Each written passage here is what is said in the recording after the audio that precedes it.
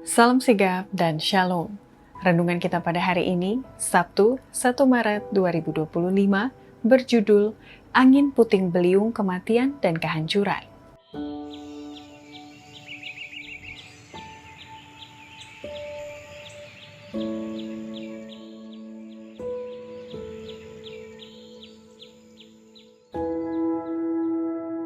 Ayat intinya terdapat di dalam 1 Petrus 5 ayat 6-8. Karena itu, rendahkanlah dirimu di bawah tangan Tuhan yang kuat, supaya kamu ditinggikannya pada waktunya. Serahkanlah segala kekhawatiranmu kepadanya, sebab Ia yang memelihara kamu. Sadarlah dan berjaga-jagalah. Lawanmu si iblis berjalan keliling sama seperti singa yang mengaum-aum dan mencari orang yang dapat ditelannya. Adapun tujuan kita mempelajari renungan kesehatan sepanjang tahun 2025, bugar selamanya. Dengan topik hari ini, angin puting beliung kematian dan kehancuran, adalah untuk memahami keterkaitan antara kesehatan fisik, mental, sosial, dan rohani dari sudut pandang tulisan yang diilhamkan.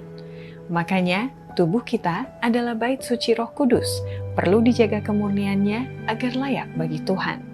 Dan fokus utama kita adalah menjalani hidup yang sehat dan berkelimpahan sesuai janji Tuhan sebagai bagian dari pertumbuhan kerohanian kita, antara lain sebagai berikut. Pertama, bencana alam seperti angin puting beliung kematian dan kehancuran mengingatkan kita bahwa dunia yang berada dalam pengaruh dosa ini sedang menuju akhir zaman, dan sebagai pengingat bahwa kuasa Allah masih memegang kendali atas alam semesta dan manusia itu rapuh adanya. Melalui bencana-bencana besar di darat dan di laut, Tuhan berbicara kepada umat manusia untuk mengingatkan mereka tentang kuasa-Nya dan kebutuhan mereka akan kasih karunia-Nya.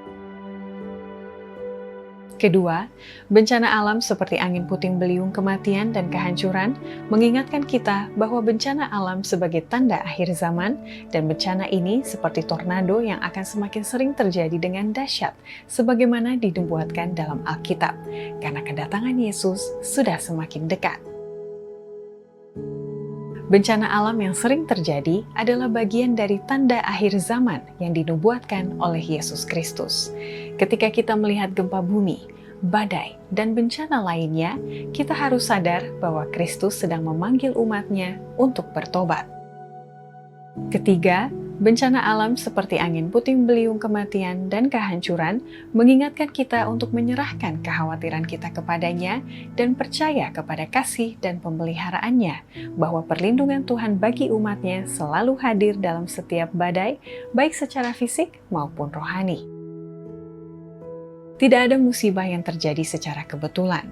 Setiap musibah ada dalam pengawasan Allah, dan melalui bencana alam ini Tuhan sedang berbicara kepada manusia, mengundang mereka untuk berserah kepadanya.